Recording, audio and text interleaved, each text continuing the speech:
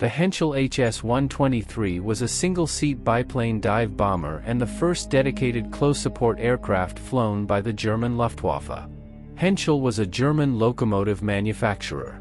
Soon after Hitler's rise to power, the company decided to start designing aircraft. One of the first being the Hs-123. The aircraft was designed to meet the 1933 dive bomber requirements for the new German Air Force. The first prototype cleared for its maiden flight on April 1, 1935. The Henschel prototypes did away with bracing wires, and although they looked slightly outdated with their single-faired interplane struts and cantilever main landing gear legs attached to smaller lower wings, the Hs-123 was of all-metal construction, clean lines, and superior maneuverability. During testing, the Hs-123 proved capable of pulling out of near-vertical dives, but two prototypes subsequently crashed due to structural failures in the wings that occurred when the aircraft were tested in high-speed dives. The fourth prototype incorporated improvements to cure these problems. Principally, stronger center section struts were fitted. After it had been tested, the Hs-123 was ordered into production. The main weapon load of 4 50-kilogram bombs could be carried in lower wing racks along with an additional 250-kilogram bomb mounted beneath the fuselage. However, the usual configuration was to install an auxiliary fuel tank at this station that was jettisoned in emergencies. Two 7.92mm machine guns were mounted in the nose, synchronized to fire through the propeller arc.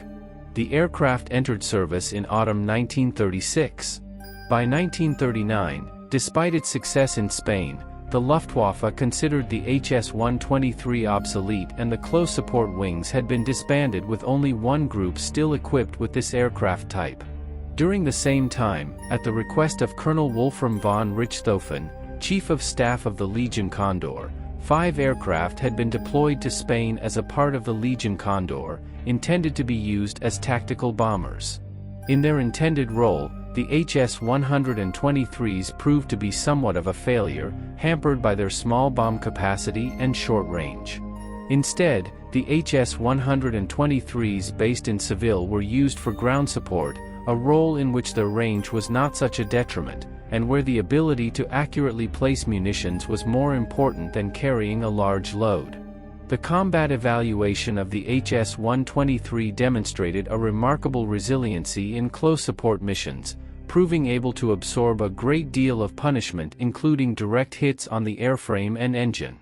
At the outbreak of hostilities, the surviving 39 Hs-123 aircraft were committed to action in the Polish campaign. Screaming over the heads of enemy troops, the Hs-123s delivered their bombs with devastating accuracy. A frightening aspect of an Hs-123 attack was the staccato noise of its engine that a pilot could manipulate to create gunfire-like bursts. Operating from primitive bases close to the front lines, the type was considered by ground crews to be easy to maintain and reliable in field conditions. The Polish campaign was a success for an aircraft considered obsolete by the Luftwaffe High Command. Within a year, the Hs-123 was again in action through the Netherlands, Belgium, and France. General Heinz Guderian was continually impressed by the quick turnaround time. Often positioned as the Luftwaffe's most forward-based combat unit, the Hs-123 flew more missions per day than other units, and again proved their worth in the close support role. As no other aircraft capable of this mission in the Luftwaffe arsenal, the Hs-123 was destined to continue in service for some time, although numbers were constantly being reduced by attrition. The Hs-123 was not employed in the subsequent Battle of Britain, as the English Channel proved an insuperable obstacle for the short-ranged aircraft. At the start of Operation Barbarossa, the single group of the Luftwaffe that was dedicated to ground support operated 22 Hs-123s. In service use on the Eastern Front, the remaining aircraft had been field modified with the main wheel spats removed, additional armor and extra equipment fitted, as well as mounting extra machine guns and even cannons in underwing housings. During the initial drive, the unit participated in action along the central and northern parts of the front, including a brief time in support of the fighting around Leningrad, and participating in the battles for Bryansk and Vyazma.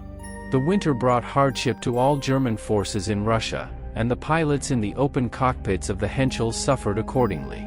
Despite this, they took part in the Battle of Moscow. In January, the unit was redesignated as the 1st Dedicated Ground Attack Wing. The HS-123 became a part of the 7th Squadron of the wing. This new unit participated in operations in Crimea in May 1942, after which it operated on the southern sector for some time, participating in the Second Battle of Kharkov and going on to take part in the Battle of Stalingrad.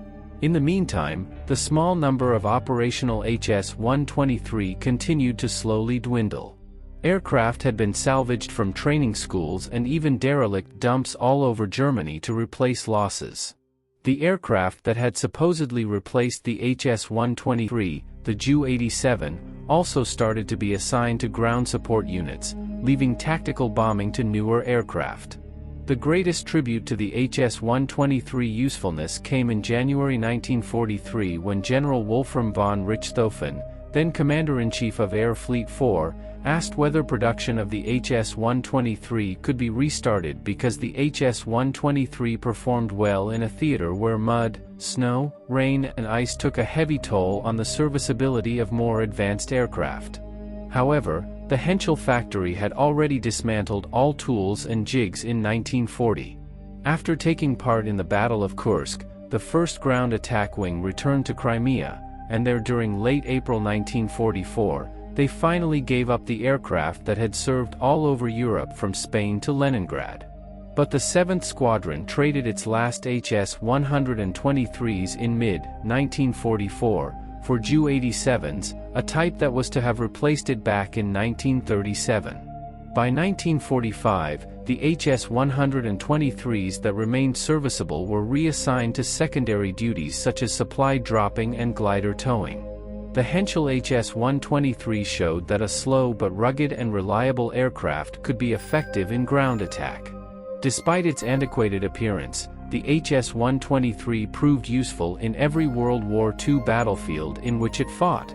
No HS-123s are known to have survived. The success of the HS-123 in the Spanish Civil War led the RLM to put out a request for a successor aircraft. At this point in history, the exact role of aircraft in support of the Army was still being developed.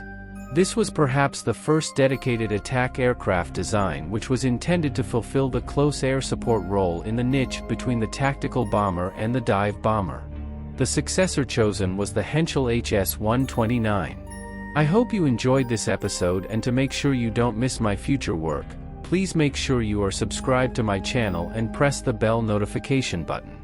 Thank you and see you in the next video.